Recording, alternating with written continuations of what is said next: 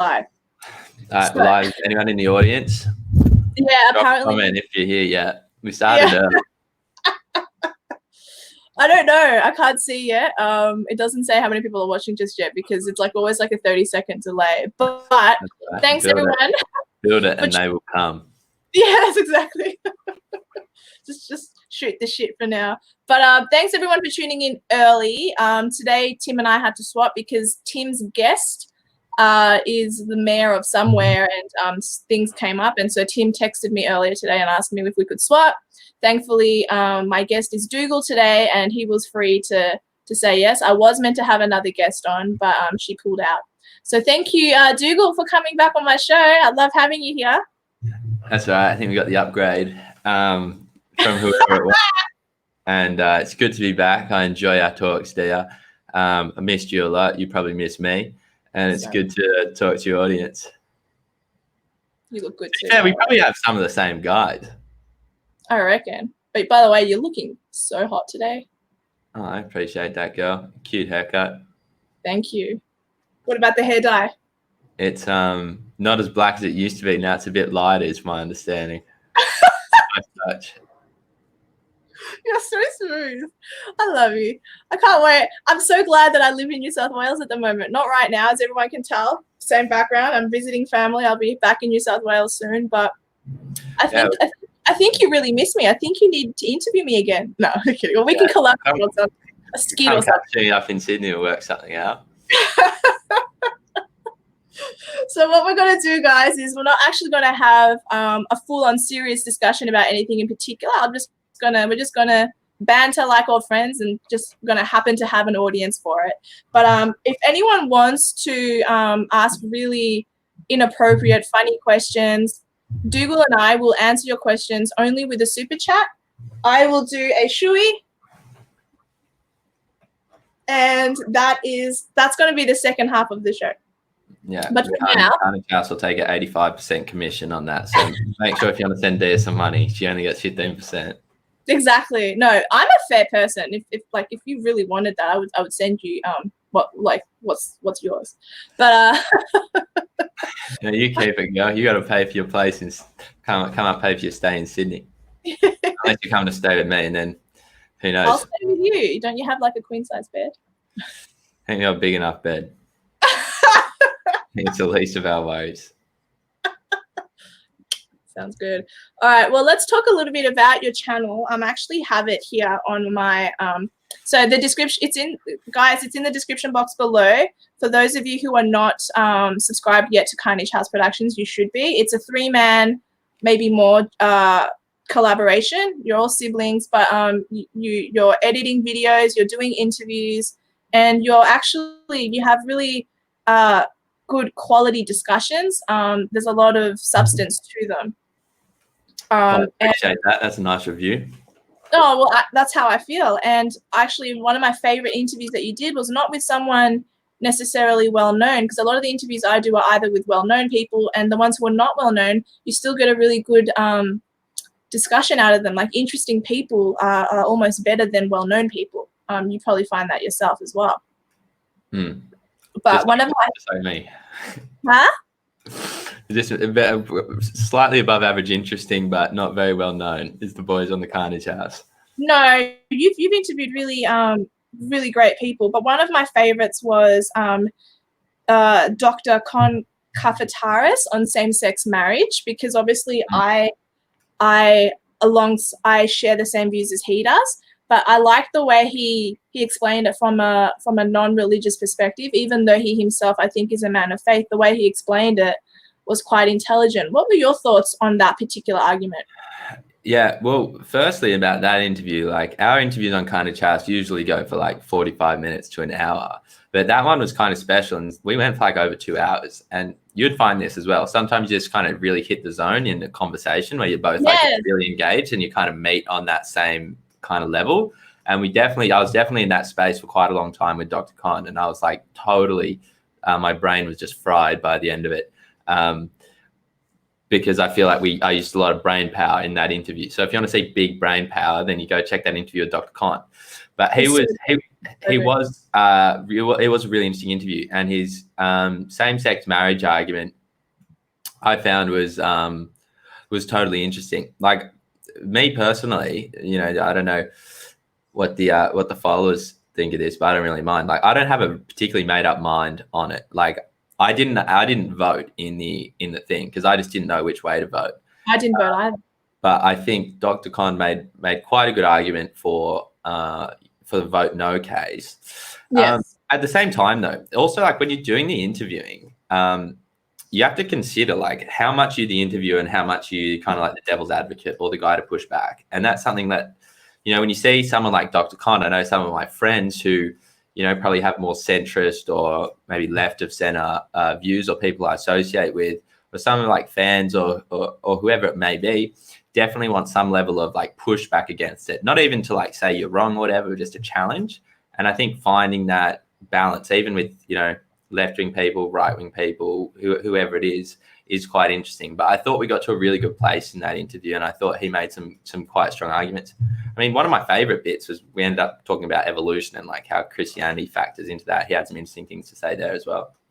Oh, okay. I didn't see that bit. I specifically watched the same-sex marriage portion because I was like, I want to hear what this guy is and why you guys have interviewed him. How'd you discover him? I wouldn't mind grabbing him for my own channel. Well, it was kind of weird, actually. Yeah. Like it wasn't weird in the sense that I met him at an event that Joel and Sam ran, a religious freedoms event in Sydney, I think at Macquarie University. And he was there, Mark Latham was there, Ricardo. There were those three speakers, so I met him there. But actually, turns out he was the father of one of my older brother's like primary school friends. And so when I met him, or it was actually when I invited him over for the podcast, I was like, hey, nice to meet you again. But he's like, actually, I knew you since you're like 5 years old or whatever. Mm-hmm. So that was pretty strange, but it, you know, it all comes back.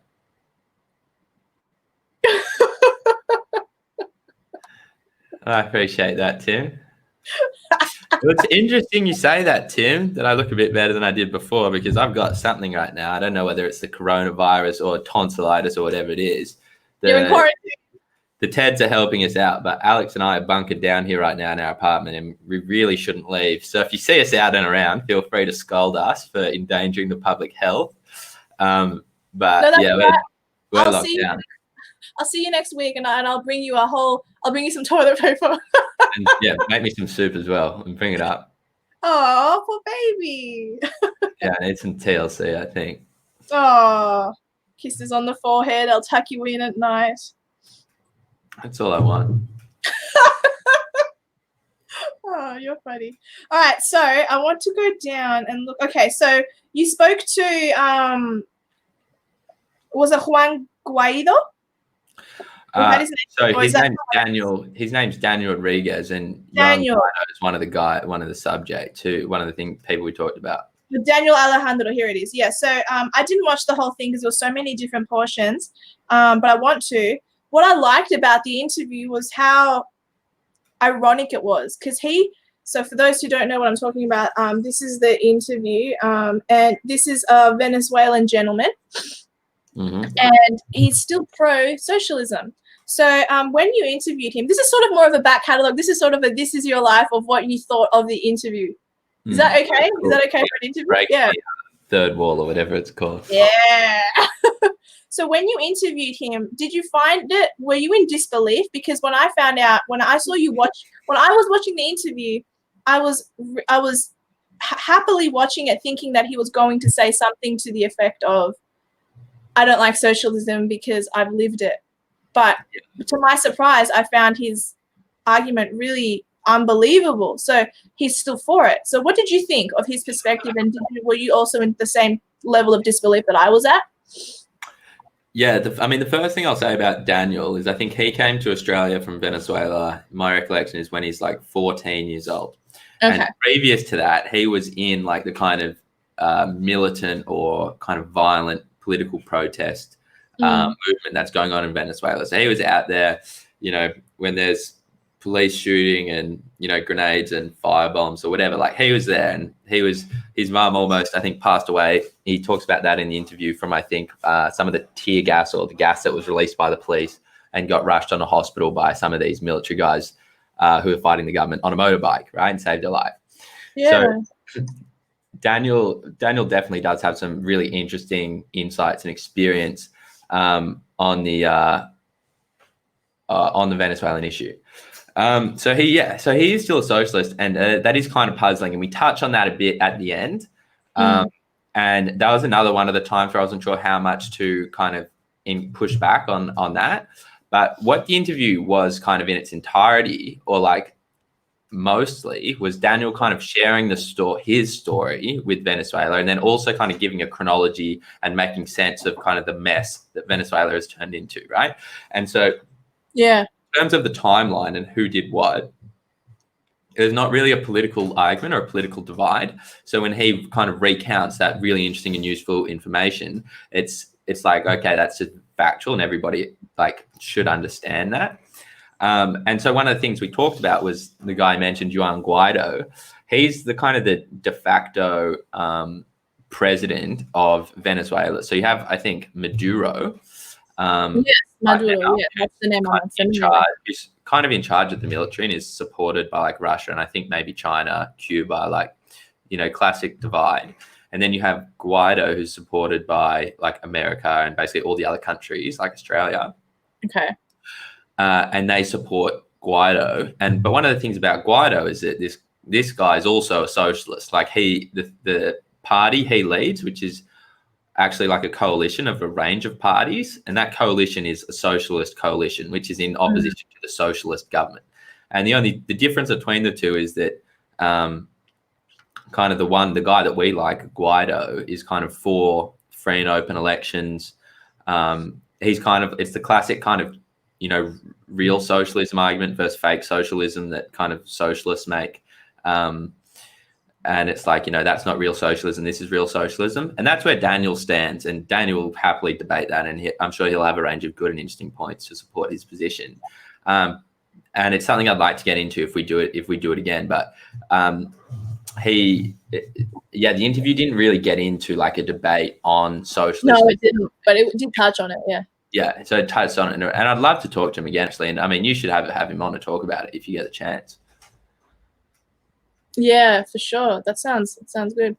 Well, how was you and I both have a couple of people in common that we have interviewed, one of which was Mark Latham. How did you find that experience? And because people find him to be unfriendly and really, really serious. And yes, he's a serious fella, very, very direct person, but I didn't find him unfriendly or rude. What about you? Big Marky Mark. I liked him. He's straight up and down. There's no beating around the bush. He's strong in his positions. We had a disagreement on marijuana and drug policy, but that was interesting and that was fine. He was actually really quite friendly, and I'm like quite thankful for him for giving us the time. The other person who we should thank on that topic is Joel Jamal, who actually I had basically no part in organizing it, but Joel did. So big thank you to Joel as always. Joel's a great. And yeah, he's the MVP. But one of the interesting thing is so we had to record that at New South Wales Parliament House. And this was exactly at the time where the abortion bill was going on, I believe. And so we talked a bit about the abortion bill in the interview, but what happened was if you're in Parliament House, you have to like vote on stuff all the time, right? Like there's amendments to bills, there's bills itself, so you have to go and do stuff. And so these alarms ring. And so there was about 3 alarms that rang over the course of while we were kind of conducting the interview, which meant Mark had to leave and come back in. And so he was under a lot of time pressure to go and do different things. And I was really happy he gave us the time. And the interview turned out really good as well.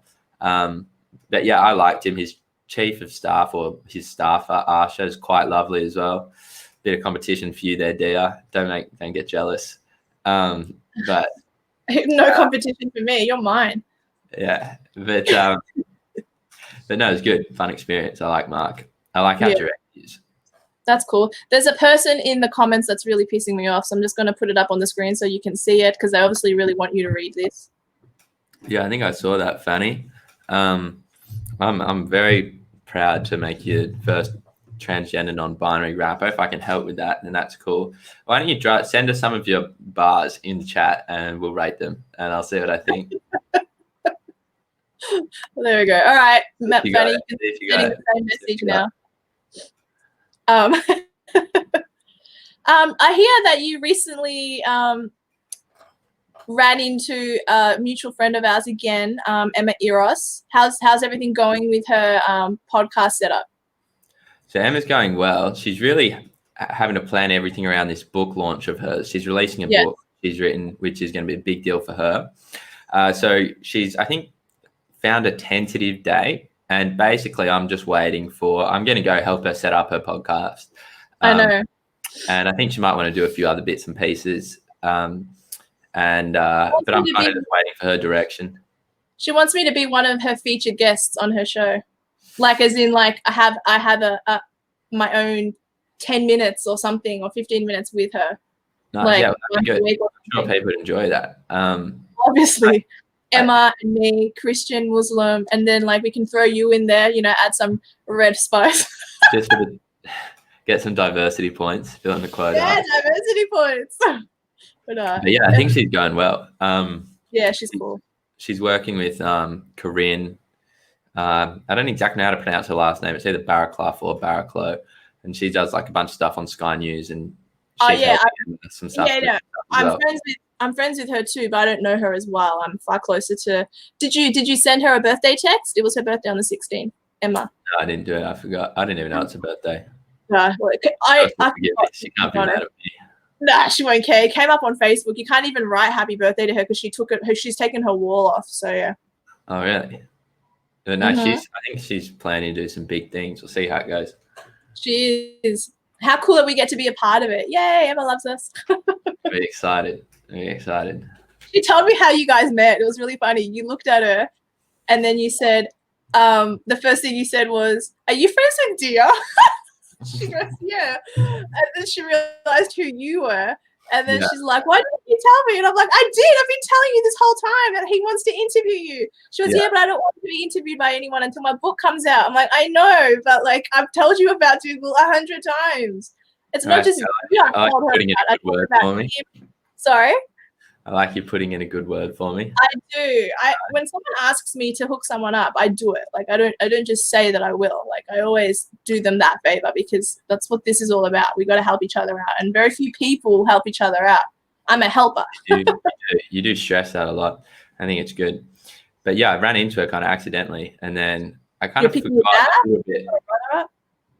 Yeah, I was picking my dad up from somewhere, and anyway, so I recognized, but I couldn't exactly remember who she was. But I think I'd just seen you like post photos with her. I'm like, I think I know who that is. Just had to double check, and then also make her feel a bit guilty that she didn't follow. Exactly. I love using guilt. It's the best. That's how I get half of my interviews. Yeah. That's so good. We had a good talk, and that was a nice little friendship. Because then I saw her again a couple of weeks ago. She had this meeting with her and Corinne in Sydney. I wanted to talk about a few different things, and then her kind of book, her podcast, her thing was what we talked about. And so she's, I think, still developing plans for that, but she's going great guns.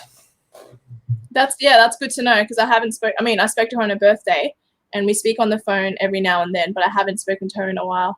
But yeah, that's all good. So okay. Checking the sidebar. What is it? Dia is slightly tan and Dougall's pasty white. That's a very factual comment. But I think the whiteness is like I feel like I'm kind of transparent with this white t-shirt and the white background. It's almost like I'm wearing like that invisibility cloak out of Harry Potter. It's just like around. That's funny. Let's see what else, if there's any other good comments. Apparently, I would eat you alive. You reckon? No, I'm not that. I'm relatively not. I'm not going to say that I'm a submissive woman in a relationship. I'm not, but I do believe that the man should lead a little bit. No, well, the man should lead, and like the woman should just adjust. I mean, that's what I think. Not completely. I know what I want. Well, I think often it works out that way from natural dynamics. I think you should read this out loud. May I say this? I think Dougall and Dia would make, I had to put my name first, would make a great couple. Both intelligent, funny, and awesome people. I appreciate that, Rocky. Rocky, you look like a good-looking guy from your DP. I'm sure you can find a nice girl sometime. I think he shares son. Cher's son. To be fair, I That, always hear people talk about Cher. I don't image even is from know a who she movie. is.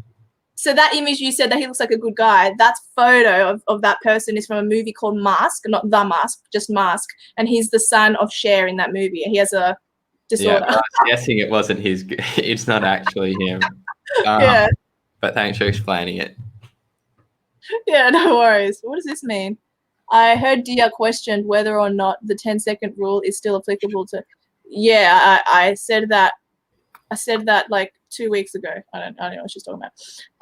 All right, let's go back to your channel and see. Yeah, talk about the Carnage house. Yes, let's talk about the best channel on YouTube. Guys, get on it while we're young. We remember these guys. Oh, that's what I was going to ask you about, Dr. Bates Gill.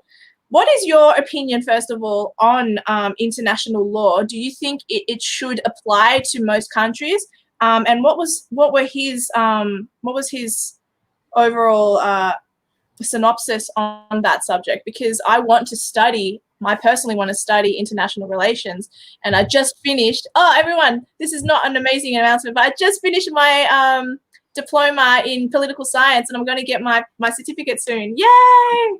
Congratulations! I'm very happy for you. Nice work. I worked hard. It could have done it way quicker, but I took my time in between. When did you finish?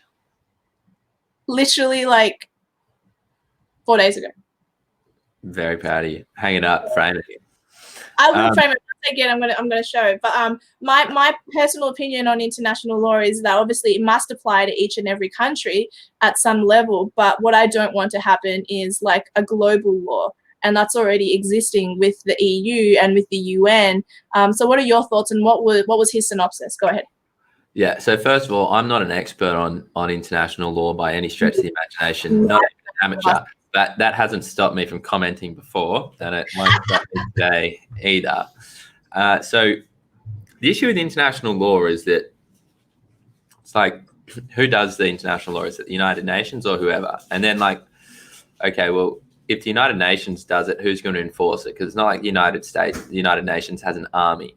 So if the United Nations or whoever makes international law says, all right, you're not allowed to do this, then someone violates it. It's like, okay, well, what's the consequences, right? The only actual consequences you can really have are like military consequences or like economic consequences. And they actually, as far as I can tell, only come about from individual countries making a decision that they don't like what you've done, right? So when we go into like the Middle East and, drone King Obama is doing all sorts of operations, and even, Bush, was the original, the founder of the invasion. And, yes, he was. Trump's got some people there as well. Yeah, he does. People don't seem to know that. And so then you say like, okay, well, my understanding is that there's a whole lot of breaches of international law going on there. But then we're saying to China, you can't control the water that's just outside your country, which you rely on for energy and food imports. And China says, well, if you got like thousands of troops in the Middle East, doing regime change wars and just digging up other people's oil, surely we're allowed to protect our own backyard, which we need to feed our own people. And so then you say, okay, well, international law says, you have to follow these rules in the South China Sea. And then when China says, I don't care what international law says, it's like, all right, well, now we come to an impasse. What are you going to do? You're going to send in an army? You're going to put in trade restrictions? Or you're just going to say, all right, China's the person who's in charge of the South Pacific, and US, can back off, or is US going to send a few aircraft carriers in to try and intimidate and play games? And it's an interesting question. I don't know the answer, but fundamentally, nobody cares, as far as I can tell, about international law. They care about their own national interest. Yes, I think I agree with that synopsis. I don't think I have anything to elaborate.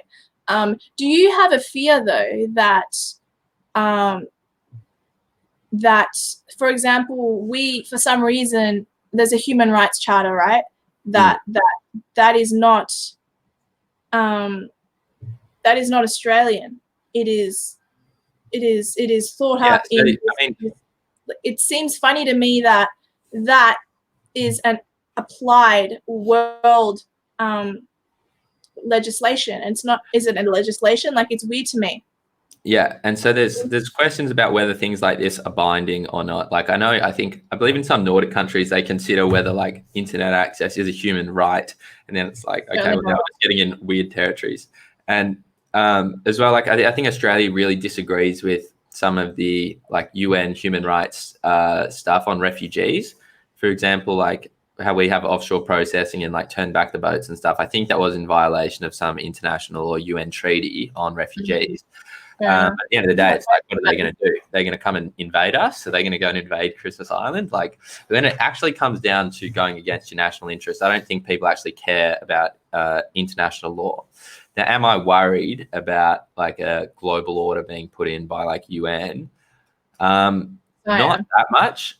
I'm not that worried in the sense that like they can try, but I just think like Australian people don't really care. Like they're not really very submissive to like dumb authority. I think Australians are not okay. They might not be submissive, but we're super lazy. We're very complacent. Yeah, no, that's true. But That's like good. I think you get people like Trump who don't care. I think you get obviously Britain doesn't care. I think you get a lot of people in Australia who just don't care. And like I think we're the type of people who go around, this is just me spitballing here, but I'm gonna say, you can tell, the fans can tell me in the comments what they think, that like we do our own thing and we put up with like dumb governments and dumb politicians. But when something actually does start to influence our life, then we're like, oh, okay, we need to get this under control. And that's what happened when energy bills went up by heaps, and that's what got rid of Malcolm Turnbull. And I think when there's stuff which means we can't go about our normal business like we usually do, like what would happen if UN started giving us all these rules that were silly globalist rules, I think Australians wouldn't care for it. That's my gut feeling. Yeah, fair enough. That could be true. I don't know enough to comment. You know far more than I do. So, I'd better go back to that chapter of international law. Unlikely. I haven't read that chapter, so I trust you on it. But eventually, I'm hoping to do an international relations master's degree, actually, after I finish. That's what I want to do. That's my hope. Oh my God, yeah. We could study together. Buddies. But I'm planning to take it in China, so you're going to have to come see me there. Well, where are you doing it? Where are you hoping to do it? Because I was going to do it hopefully in Shanghai. Shanghai? Yeah. In China? Yeah. Why would you do it there when Australia has perfectly great universities here? Well, I lived in China for a while. I don't care. And wow, so mean. Should be supportive. And but they're taking over our country. We'll talk about that in a second. But sorry, keep going. Why China? Because you live there. I really enjoyed it. I really like Shanghai. It's a very fun city. I like being around other international kids. I want to get my Chinese better. I'll probably end up doing some work in China. And to get a visa there, you need to either have 2 years of work experience after you graduate university or do a master's there. So I may as well just do a master's. So I'm thinking I'll do a master's there. And if I study there, I'm also hoping to do an exchange to Russia because I've been learning a little bit of Russian on the side. Been to and so I'll do all that through Chinese university. The Russians will not get you. They'll think you're one of them, but they will not get you at all. Good. What do you mean? Because you're so relaxed, and they're not. They're highly strung and really cold. Like you just go up to them with a map of Russians. Sorry? I like that a little bit about the Russians. Very direct, just like Mark. I'm a friendly girl and very chatty, and literally I went up to them and they ran. Like, really? I'm not exaggerating. They ran away because they didn't want to have to explain to me where to go or whatever. And I'm someone maybe had a bad pickup line. Maybe. Well, like I learned a tiniest bit of Russian while I was there, so I was able to say only English and я не понимаю по-русски, which means I don't speak Russian or something to that effect. It's a contradiction, isn't it? Yeah, yeah. Я не понимаю по-русски, and then that's it. But when I was in France, I was there for a while, and I had been learning French all the time prior, and I was with all these people on my Kentucky trip. Kentucky. And Kentucky, yeah, everyone gets smashed and stupid during Kentucky. But on my Kentucky trip, all of them were saying that they didn't like the French, that the French are rude, that this and that. That's what they claimed, but because I could speak French at the time, my French was relatively good. It's faded out. My Spanish will always be relatively good. My English will always be perfect, but my French, I've lost it. But they weren't rude to me. So I think if you learn your Russian, they might not be rude to you. But it's just you're so relaxed. It's like, yeah, what's up? I can imagine you saying hi to them. Like instead of saying like, you'd be like, "Привет," you know, "Привет," or "Спасибо." Yeah, I'm sure they'd like it. I'm sure They they'd love you. Yeah, I don't think I'd have any issues. Yeah. Well, hopefully Well, not. We'll see. Only one way to find out. I'm thinking I'll do the Trans-Siberian Railway this year. I was planning to go to Africa, but I think that might be called off because of COVID or the coronavirus. I'll have a video coming out about that on Friday. And if I'll do. I do. It's good. It's one of my best edited videos. Sorry, keep going. Well, that's good. I'm looking forward to it. But if I can I might do the Trans-Siberian Railway instead. Because it's not that expensive. I've quite a few Russian friends and friends in Ukraine and Kazakhstan and stuff. So I'll make it work. Well, I'm a good girlfriend, so I will be with you the whole time. We'll do long I will make distance. sure that you're not sick. No, I'm gonna come with you to Shanghai, and then I'll come with you to Trans-Siberian. It's okay. as long as you Sign pay me for up me. for the full package, the full term package. Is that what I'm buying right now? Okay, good. Just checking. Just checking.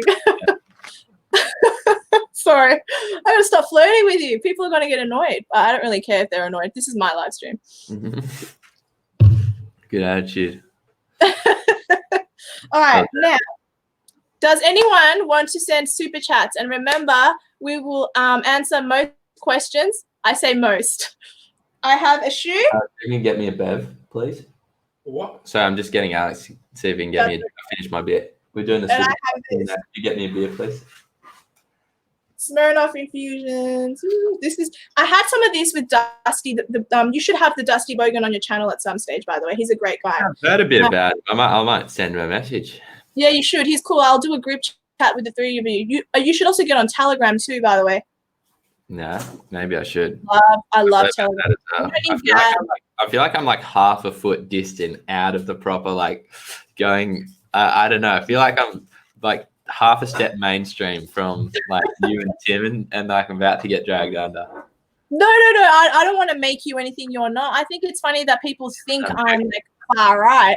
Yeah. I'm not, but it is what it is. No, I mean just like I have no idea what goes on Telegram. I see you guys all use Telegram. I'm like, what the hell is on there, man? Oh, it's so good. Don't worry. I'll come up next week, and I'll totally hook you up. Tim Williams said Alex is the housemaid tonight. You got any comment for Tim? Tim Williams gonna Nothing. Crickets. You got nothing to say, Tim. You just crisped him. Hey, get your brother on camera. You can do a charity box. Alex, come. They want to say good day. So I want to say hi. 2 hot men on camera. Hello. You guys got to tell us who's better looking out of us two. Who's better looking? Well, I already have a crush on Dougall, but your brother is good looking. She said I'm way better looking. I don't think she's. I don't think that's what happened. Is Tim watching? Is Tim Williams watching? Yeah, Tim's Yes. in the comments. Tim's in the Tim? comments. Yeah. Alex is the housemate tonight. Hilarious. Do you speak good Mandarin as well, or Cantonese? I asked you speak good Mandarin. Not as good as Dougall's. Oh, okay. I can speak a bit. But you do? Yeah, getting there. He Getting there. went for 6 months in China. And you went for a year. I was there Peace for and 2 love. years. Okay, explain something to me. I think this is a discussion I had with Tim, and I don't think this is a secret because I think you've said it out loud, so I think I'm okay to say. You defend China. Don't I you? defend China. Yeah, I'm definitely more defensive of explain China than definitely more defensive of China than I would say alternative What the media. hell is wrong with you? If you end up marrying a Chinese woman, your bloodline is lost. Sorry, Lost that's so forever. right. Except I might get higher IQ kids. Who knows? Yeah, that's true. Yeah. Well, so I think China. Why do you- One of the criticisms going to be leveled against me for my whole, for the rest of my life, as long as I continue to say things, going to be that I'm a Chinese agent. Because, full disclosure, I did receive significant sum of money from the Chinese government in the form of a scholarship to study there. But basically, I think they get a lot of hate for things they shouldn't get heat about, and there's a range of things which we should be really concerned about. And I just find that sometimes the media narrative is focused on the wrong thing, right? In the same way that I think Donald Trump is not perfect, and I think we should actually, I like Trump a lot more than I like the Chinese government. I don't like the Chinese government very much, but China as a whole, there's a range of areas where we should be critical of Trump, right? In my opinion, one of them is his foreign policy in the Middle East. Now, there's a range of areas where we should be very critical of China. For example, what they're doing in Xinjiang. But things like criticism leveled at China about like One Belt, One Road taking over the world through debt trap diplomacy is not really quite true, as far as I can tell from talking to experts. The people being angry at China over their role in the South China Sea is wrong. Hopefully, it would be a ginger Tim. But I mean, one of the things we had a funny discussion with Tim among other people when that Chinese spy story was coming out, and everyone's like, "This is showing how the Chinese are trying to take over Australia through the spies." Now, we ran, when we still did the weekly news show, the Wrap on Carnage House, which we don't do anymore. We covered that story in as much detail as we could, outlining the allegations, but then we also had a look at what the Chinese were saying. We had a look at what the embassies were publishing, what the Chinese media were posting, and seeing what we could find. What we found was that there was a whole lot of inconsistencies with the guy claiming to be the Chinese spy. Now, lo and behold, we were the only people, as far as we tell in Australia, to talk about it. And then we found at about a month later, in like a page 6 retraction or whatever it was, that this guy was a low-level spy at best, probably, 0. And that's why the Australian intelligence agencies did not give him the political asylum, because he was basically just making it up. But the reason why it became a front page news story, and ABC ran a headline saying this is the biggest intelligence story in Australia since something in the Soviet Union, was because there is this general fear within like Australians about China kind of taking over. And there is definitely some good grounds for skepticism of China, particularly the Chinese government. I don't think as much the Chinese people, but the Chinese government is definitely something we should be worried about. But I just want the focus to be on the right areas. And there's definitely those areas, but they're not the ones often that are being portrayed in Australian media. Dougal, do you support China's treatment of the Uyghur Muslims and also China's credit system? By the way, dear, skull! All right, I will. Yeah, so that's so the PC Leaks Pete. So that's the China, the Uyghur Muslims. That's a situation in Xinjiang I referenced earlier, which is one of the things that the media is not talking about very much, but should be a cause of major concern. What people are often talking about in the media is things like the China spy story and the amount of international Chinese students in Australian universities, which are things which are like One Belt, One Road criticism, which I think, as far as I can tell, are groundless. Confucius Institute is another one. People say it's a propaganda machine. I went through it. It was probably the least political of any of my subjects at school. I tried to write a opinion article in response to one of the stories when I was in year 12 in a Confucius classroom. And it didn't get published, but that's a big part of the reason why I was able to learn Chinese. The first time I went to China to study was under a Confucius scholarship, and they just tell you about, you do Chinese characters, they fund your Mandarin lessons, you go to different sites around. It's a really good program, actually, and Australian kids aren't going to be able to learn Chinese half as good without it. Why is it such a necessity for Australian kids to learn Chinese? This is coming from a bilingual human who was able to speak 2 languages, 3 if you count my conversational French, which I've lost. Well, why is that such a thing for you? Australians, well, for me, there's not a lack of people speaking Chinese in Australia, right? No, but how many? There's a lot of people in Australia who can speak Chinese. Now, what we don't necessarily have is the kind of cultural understanding, in a sense, right? Because you get Chinese people who can speak English at varying degrees of, competency, but often very high levels. But then you hardly get any kind of non-ethnically Chinese Australians who can speak Chinese, right? There's hardly any white people that can speak Chinese. I think that's a good. What did I say? I think that said, what color is that? Oh, okay. but- I remember that phrase from school. Sorry, keep going. But the oh no, you probably asked what is your name. 就是什么颜色? Oh no, you asked what color is that? What color is that? Yeah. Okay. No, but there's there what is color? value. So like I basically am, there's a lot of Chinese people in Australia who speak much better English than my Chinese is, right? But a lot of Chinese people really appreciate what I can do because I'm white, right? And then I come from a white or Australian, whatever you want to call it. White or transparent?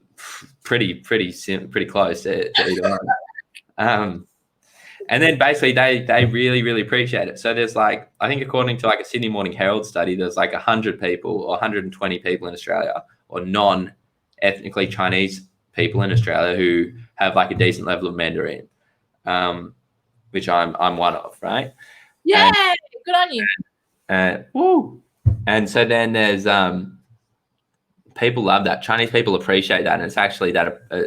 I mean, as much as it helps you out in like being able to speak two languages, there's a lot of benefits. But particularly being non-Chinese and being able to speak Chinese as an Australian, the benefits you get are often from Chinese people appreciating you taking the time to learn their culture and learn their language, and they really appreciate it because it's almost always the other way around. Port Film Co-op, I don't think because he believes that learning another language, which happens to be dominating in this country, I don't think that makes him compromised. Well, I might be. No, I'm joking. No, let them think that. It's funny. It's funny to keep guessing. Yeah, well, like I can understand why people would say that, and that's fine. Well, there's someone saying we should be speaking Slavic languages. I like Russian. I'm taking Russian on the side too, if that's any. Maybe I'm a Russian agent too. Who knows?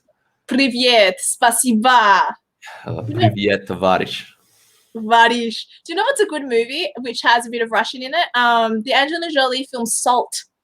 Oh, really? I never saw it. She's like a special agent, and she's there in America. She's a double agent. Well, I gave away the whole movie just then, but it's a great film, and it was originally cast for a man, but they liked her enough for the role that she got cast in it. It's really good.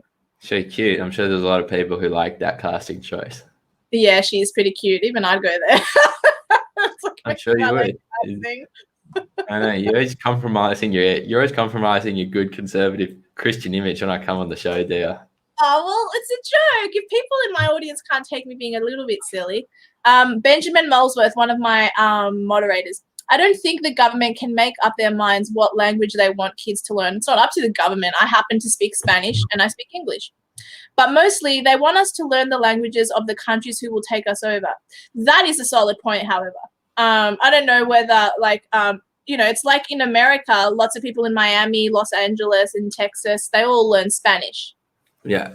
Well, I mean, the only thing I'd say about the Chinese, for example, is that there's hardly any Australian kids who get to year 12 who actually take Chinese. Hardly any. I mean, they have to bend over backwards to try and get these kids to take Chinese. It's just a hard language. You don't get very good at it very quickly. It takes a long time, and most kids drop out.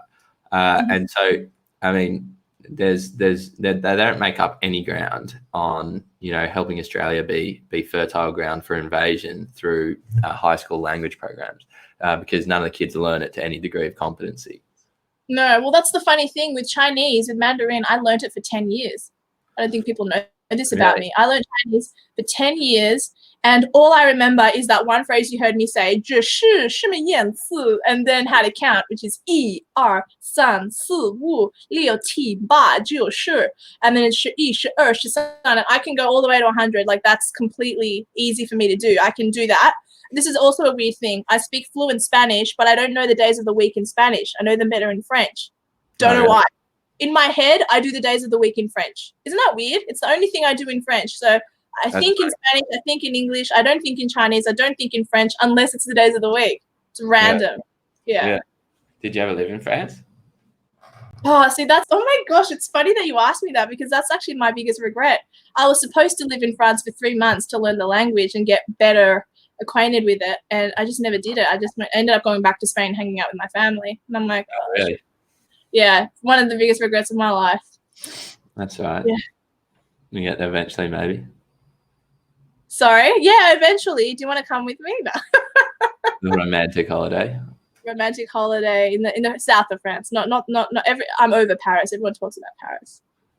Okay, I'll take your word for it. Let's have a look here.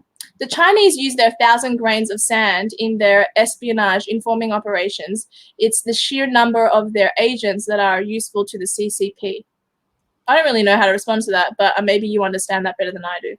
I don't understand much of it. It could be true, right? If you think about how many Chinese people there are, and you just do numbers of how many might be informants of the government, that could absolutely be true.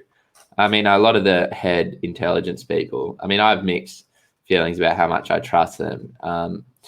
Considering how the intelligence community treated Donald Trump, for example. But the intelligence community is posturing against China pretty strongly. I think Duncan Lewis, is the ex-head, or maybe the current head, has said, we need to be worried about Chinese espionage. And I think, when we were covering that spy story, we heard from a couple of top intelligence people who said we should be worried about China, as well as guys in the Liberal Party like Andrew Hastie and some other guy who are on the documentary. The Liberal Party is stupid. I said, don't listen to anything the Liberal Party tells you. They're afraid of me. They think me showing up at an event means a far-right incursions are taking place. Oh no, we're afraid of deer because what am I going to do? Shoot them with a bow and arrow? I don't really know what they think is going to happen. Yeah, it's quite funny. It's pretty funny. I love that I'm dangerous, though. I love that they consider me scary. Okay, as I said, it's compromised having a Confucius Institute scholar, the communist call this guy a useful idiot. Well, I might be. I mean, it wouldn't rule it out. You're a handsome idiot. A handsome. I mean, that's something. I mean, look. I mean, I'm not going to sit here and defend myself. I'm not a Chinese Asian. If that's the impression you get, then you're allowed to have that opinion. He's questioning his allegiances. I don't know why they're getting that. Don't worry about it. That's okay. I can understand it. I'm just making sure that everyone's not everyone. Once I study in Russia, take some money from the Russian government, then it's it's going to. The funny thing is that you've gone for the two worst countries in terms of superpowers and then shiftiness. Well, you've gone for Chinese, and then you're like, I want to go to Russia.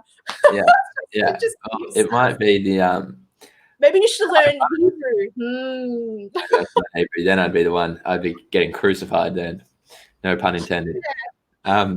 But I think, who knows? I've got a feeling maybe those languages will combine to make me quite useful in international relations, but we'll see what ends up happening. Yeah. Roots!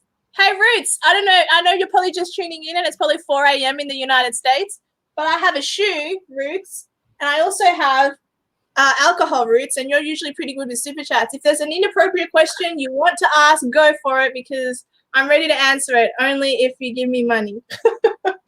But it says here, good man, fell asleep early as hell and woke up about 15 minutes ago. Everything is pretty much shut down, so I think I may start drinking again. That is fair. Good. Drink with us. Drink with us, Ruth. Yeah. I'm surprised. I'm gonna ask you an inappropriate question. Just here we go. Start us off. Let me think. What is your biggest regret in life? What is my biggest regret? See, If it's too personal, don't say. I don't know if I really have that many regrets. I mean, I often act on the kind of dumbest instinct or the most primal instinct I have. And I think often people regret not doing things like that. But I've tried to take a lot of opportunities as much as I can. I went to live in China when I was 18 for 2 years. That's fabulous. I mean, I failed it ultimately, and I had to come back and start university again here. But I don't regret going. Do I regret, no one in my family's really died since before I could remember. So it's not like I regret not seeing someone in my family more. Do I have many regrets? Not really. Part of me does feel like I'd be a bit more comfortable in China. My life is just a bit more on. Being in that Shanghai community was really interesting for me and really exciting. And part of me feels like I'm less engaged in Sydney. And there's part of me that sometimes feels like I'd be I'll change that. Slightly more engaged. I know you could. if I was over there. But no, I don't really have any regrets. But I would tell you if I did. Oh, yeah, fair enough. All right, cool. Let me think of another cool question like that. It's like a truth or dare, but it doesn't work everyone. Do you have one for me? Yeah. Okay. Okay. Ooh, I hope I can. What was the reason you changed your hair? Oh, the reason I changed my hair, because I was dealing with a lot. My cat died. My father had a stroke scare. And the ending of a relationship that was cut short for no reason. That's how I felt. So I was like, I want to look different. I want to look pretty. So I went dark brown, and then I got a little fringe, and yes, that's the reason. It's like, you know, they say not to change your hair when big life moments happen, but I was never gonna like shave my head or do something too crazy. Here's another question. What was the most crazy thing you did on the Kentucky tour? On the Kentucky tour? Yeah. Well, bear in mind, I've always been like the virgin good girl. Like I don't do that many crazy things, but I can say that on that Kentucky tour was the first time I did marijuana, because we were in the Netherlands. Ooh. Yeah, ooh. And I went to a sex show as well, because at the time I wasn't that Christian. I mean, I was still Christian, but it was sort of in name only. It wasn't really that much in practice. So I went to a sex show. Do you know what? This is what they say. They say that these sex shows are couples. That's what they say. They claim that they're couples. I think they just say that to make people feel better, but it's not couples. And then they had this girl shove a banana there, and then people from the audience eat part of the banana until it gets to the part that's like, it's just vile. So as a Christian, as a more committed Christian as well, because I've recommitted myself, I try to read the Bible every day. I'm not doing the best with that, but I think the more I focus on God, then the sadness in my life disappears. So it's pretty, that's the worst thing I've done. It was pretty disgusting. I didn't eat the banana from her, but the point is that I went. Why did I go? Like, what kind of a Christian does that? But I've never claimed to be a great Christian anyway. I acknowledge to people that I'm, you know, I'm not the best. Have you smoked marijuana in Australia? Yes. Wait, it's my turn to ask you a question. And also, no one is sending super chats. I have, yeah. I actually, it's like until this year rolled around, it was like 3 or 4 times a year. There's a celebration occasions. Just a good old time with friends. Very nice. Yeah. Well, what about you? Have you ever done marijuana? Never. Oh, well, good for you. Have you ever done any drugs? No. You're lying. Someone as relaxed as you. Occasionally. The thing I don't like about it is that it makes you unproductive, and I am actually, you know, quite unproductive often, but I try not to do it too often because you just sorry. Fake Christian. I'm a fake Christian. It's all pretend. That's pretty funny. There's some pretty bad stuff in the Bible, but I think that was Worth from Benjamin Molesworth. Yeah, he lectures me sometimes like he's never made mistakes. But yeah, no, I do enjoy it occasionally when I feel like I deserve it. I took it. You made me feel so bad about myself. The Bible says nothing of drugs. You know what though? I've never been off my face. I've never been not in control of my brain. This is why I oppose drugs that like make you completely not in control of your own thoughts. And I also don't like hypnotism, and I'll never do hypnotism. Like, really? to be. You don't get hypnotized by these two blue eyes.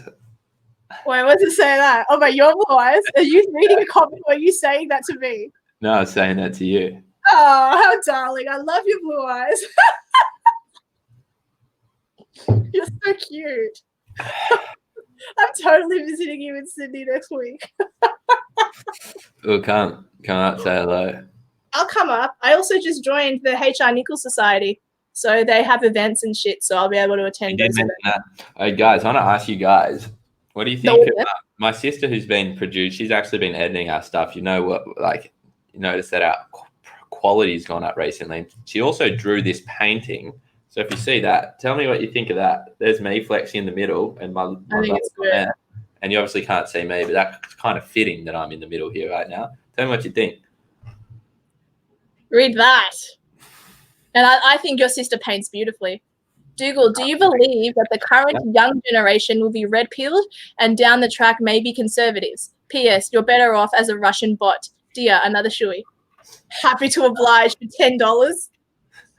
Hey, I fundamentally think yes. I think I watched a really interesting interview today or debate about the it was a debate between a Democrat governor and this guy called I want to say Bob Jones, maybe someone else. But anyway, he's this black guy, ex-NFL, but was going on these talk show programs and like totally and calmly kind of deconstructing the segregationist argument that was presented by this governor. And at the time, so you have this guy who's in power and the people opposed segregation, like civil rights people, not really in government, not probably prominent in the media. You get maybe some athletes, a few, whoever.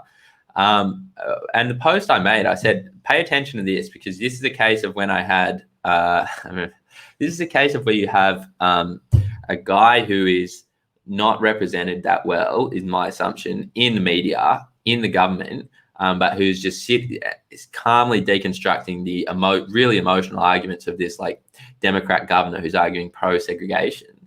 And I was like, that's the kind of roles are reversed in a sense where it's like you get, you know, if you were to go on a talk show and talk about gender issues, if you're going to go on Q&A or the ABC, I mean, if you or me went on there, we'd get shouted out of the place.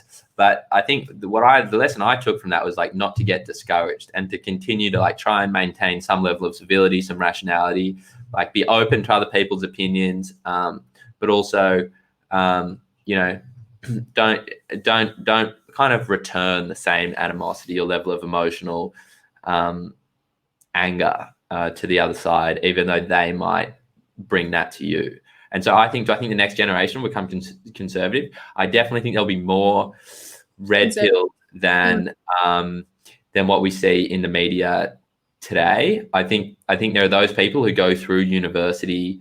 There's going to be a range of people who go through like colleges and Sydney University, for example, where I'm at, who are like very pro-feminist and who go to those like kind of elite girls' schools. A lot of feminism like gets taught there. But I think average people who are dealing with reality every day. I mean, I was talking with a feminist lady who was like, 45 or something, and she was saying, she was super pro-feminist, like goes to the marches, does all the political activism, but she's got two boys, and when they had this STEM project at school, and there was only 10 spots available, and like 8 or 9 out of the 10 spots go to girls, and her sons were much smarter than some of the girls who got chosen. She's like, my sons didn't get selected because they're boys, and now that's not on. And so she's kind of changing her perspective there. And the reason I bring it up is because when people are dealing in reality and they're not just dealing with the kind of ideological constructs of their professors or their favorite authors or whoever who's able to misconstrue the world in a certain way, then I think you actually bring people back to the kind of reason and rationality. Now, I don't think it'll go back to some kind of 1970s right-wing evangelical conservatism of the United States, but I think it'll be a bit more libertarian. I think it'll be a bit more isolationist. I think it'll be skeptical of government. I think InfoWars had a big influence on that. And I think in probably 5 years' time, 10 years' time, my gut feeling is that it'll be a lot more sensible. Because I mean, when people talk to me about the podcast or about my YouTube channel, there's a few people, there's a small minority of people who don't like me and who will not talk to me. People who used to be my friend, Same. Or people who see, yeah, right, and people who secretly are like try and ostracize you a little bit. But a lot of the time, you get big high fives. Say I love what you're doing, and they're most of the people who I engage with. Mm-hmm. So yeah, my gut feeling. No, I think I agree with that particular feeling. Hang on, where was I going? Oh, here. Will Antifa ever be held accountable for the terrorist activities they commit? I could be wrong, Rocky, but I have a feeling that Trump they're already listed as a terrorist organization in the US, and whilst they're still praised by the media, or CNN, I should say, most people are not stupid and are aware that Antifa physically hurts people and have committed crimes. And yeah, do you have? Well, I am very sympathetic to that because I think we should be like a lot tougher on Antifa in a lot of ways. One of the problems that's hard for them is that's hard, as I understand it, is that they operate locally. So that the Antifa branches aren't necessarily connected. They operate that's true too. Locally in cities or towns or whatever. So it's very hard to prosecute Antifa as a whole when all their branches are independent. But I mean, there's definitely a massive double standard in that Dia gets a Guardian article for turning up to a Liberal event, a Liberal Party event, but then, you know, they do $1 million of damage at Berkeley before a Ben Shapiro talk, and everyone's like, oh, they're just college kids, or, you know, whatever the case may be. Yeah, exactly. And you know, I wish there was a bit more fair. For sure. No super chats. Come on, guys. I was willing to get drunk and everything. All right, I'll ask you another personal question. Let me think. Not personal. Let me think of something. In another world, what would you be doing? If you're not doing now, you're doing YouTube commentating and you want to go overseas, and like, what would you be doing in another world? Would you be a musician? Like, is there a Dougall out there who is a dancer? Like, tell me. No, can I tell you, these hips don't lie, dear. There's what would I be doing? Yeah.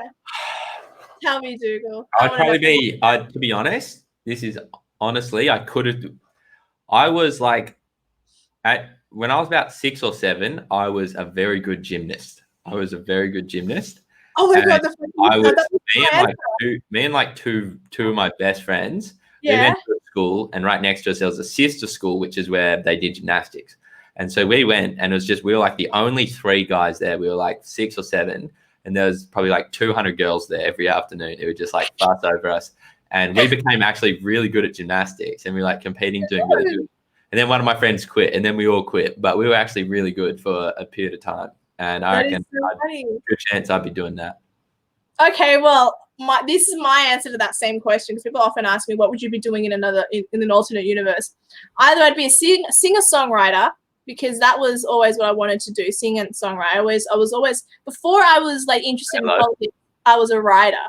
Like, yeah, I'd be like Australia's J-Lo.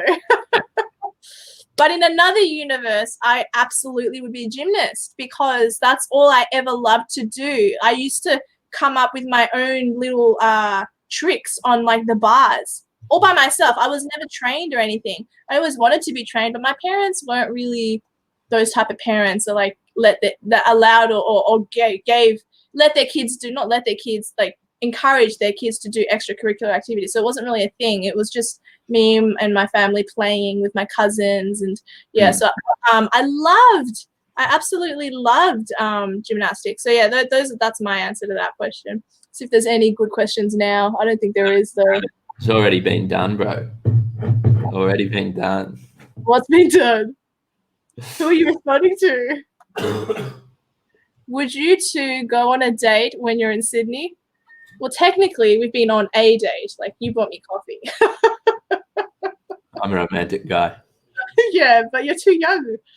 I think it's a 10-year age gap.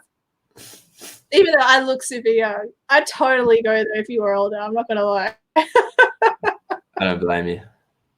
Hey, you're supposed to return the compliment and say the same thing back, but it's clearly not true for you. Oh, I forgot.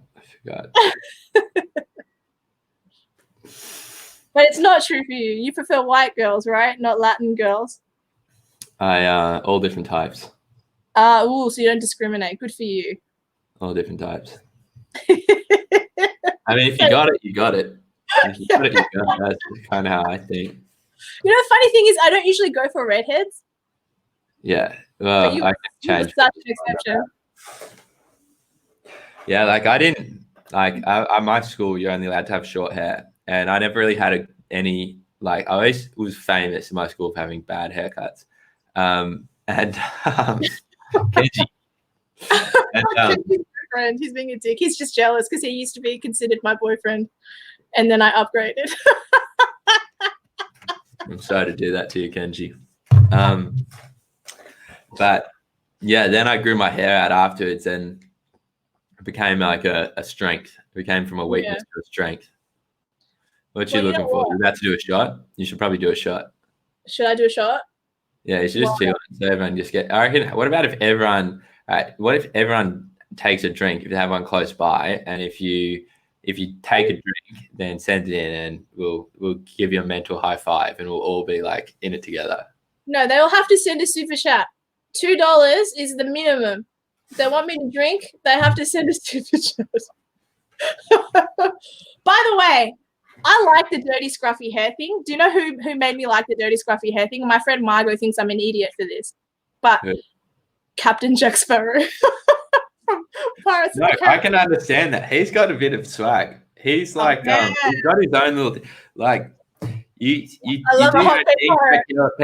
what people think, and there's something like magnetic about that for sure. He's definitely got he's got something going on. He does. By the way, apparently I'm the perfect pump and dump. What does that mean? Does that mean a one-nighter and then you just get rid of me? Is that what that means? Yeah, if I had to guess. Oh, thanks, SD. Nice to know you think I'm a person who deserves to be honored and valued. See my audience. I don't know if they love me, hate me. The funny thing is when I cry on camera and I'm crying about my dog or my cat when I don't have a dog, but like or something sad, they're so kind. But then there's dicks as well. That's funny.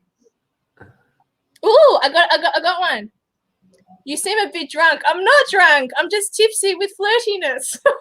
I'm just thirsty. Drunk on love. Oh, look. Yeah, I need to explain this. I don't know who that channel is, but when I was little, yeah, it's all right. It doesn't offend me. I'm not offended. They're trying to offend me. It's fine. My left eye. So I don't know if anyone can tell, but one of my eyes is slightly lazier because when I was younger, I did a flip and I landed on the floor and I hit my head and then I went cross-eyed. Cross-eyed. Quickly. Yeah, I went cross-eyed and then I had to go to the Royal Eye Hospital to have my eyes like reattached. Well, one of them, because look how big my eyes are. Like they're just very different to Asian eyes. But so now, like, yeah, one of my eyes is a little lazy. But so I have to do a $5 super chat. Why am I the only one drinking? There might be 2 shots. Do you have shots? There might be 2 shots for you. I'm saying 5. Hang on. Gonna do my shoey. Wait, Alex.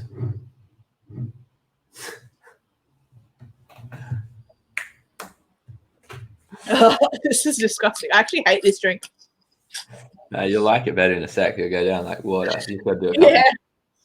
All right. This is another one. Go get pissed. Ha ha, high heel. Good future video material. I mean, self-isolation, I mean, it might be the most productive thing to do. You might wake up tomorrow with a whole lot of good content you forgot you made.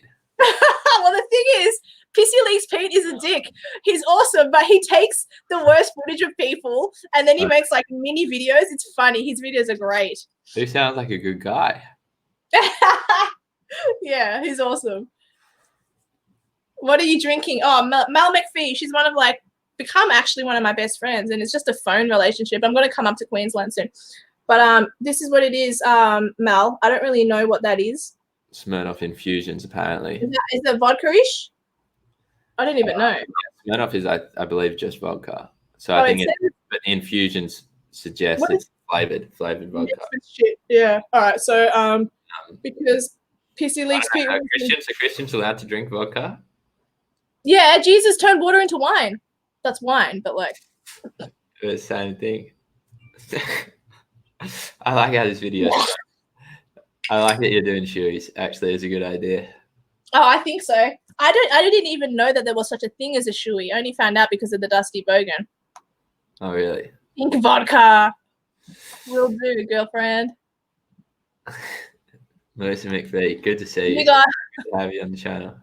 you guys should find this. You guys should see this girl drunk in town. It is so embarrassing. Have you seen any of the? Have you seen any of the? You know what's funny? I rarely go into seen town. any of the people out of town when you've been out? Have you seen anyone out? Not of these people. I've been out with Mel McPhee. I've been out with. I haven't even been like. I've been out with Tim. Like Tim and I hang out, but we've never had drinks together. Otherwise, What's Tim, no. Tim like to do when he? What is it? I bet Tim's like he loves a dinner and maybe a wine. That's what I feel like Tim is. Tim and I usually will have like a dinner and maybe a dessert after. He'll pay for my dessert because he's a gentleman. But actually, Tim and I take it in turns. We yeah. But I've never been out with Tim, to be honest. The only thing annoying about Tim is that he eats loud. Does Like, yeah, you can hear it. It's like you can hear him. You can hear him from like the next room. But I love Tim. Tim is a good. I'm not picking on him. It's just the truth. I hope that. I Pissy Pete, I think you should turn that into a little video and just quickly box it up and send it to Tim. See what he's podcasting. Just take the soundbite. Tim eats loud. Yeah. Hey, Alex. Yes, he does. Possible for you to get me another beer. Possible. Please. All right. I'm having to convince my brother to get me a beer.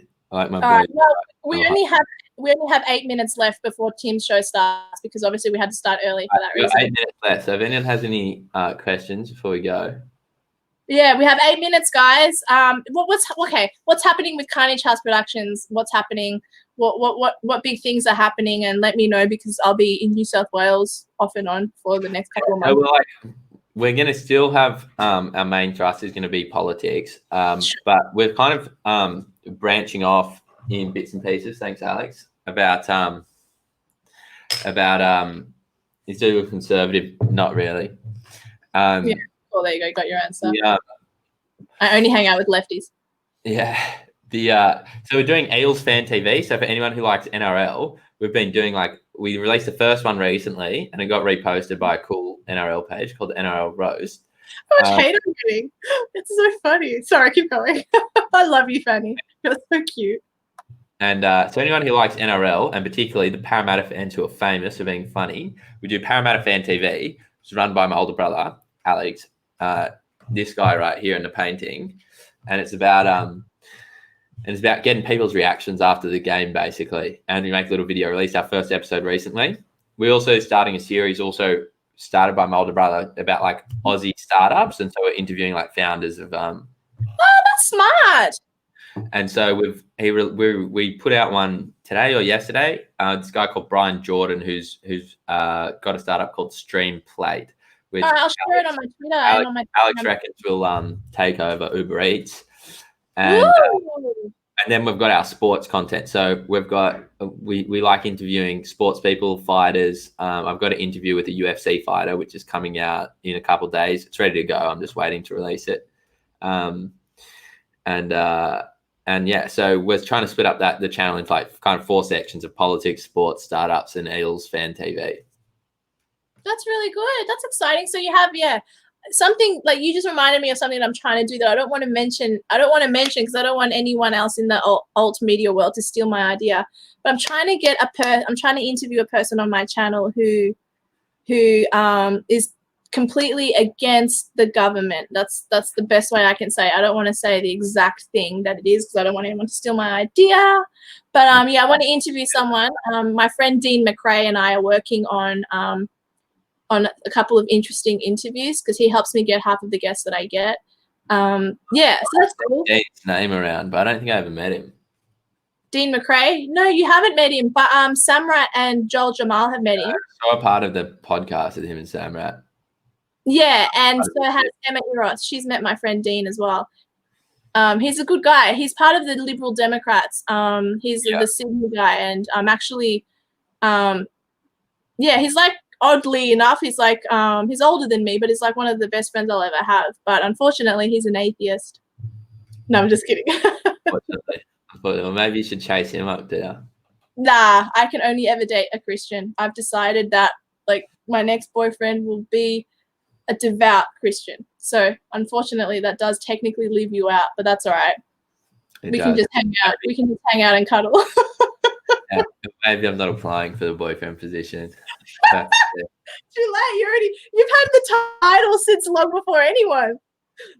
I don't do labels. You have to come up with something else. I don't do labels all of a sudden. I'm gonna pray for your soul. Man, I wish I did. So wait, they're asking about the painting, I think. So if Dougall is the middle guy, my question is his bicep really that chiseled? They can only see your arm. The short answer is yes, or more chiseled is the short answer.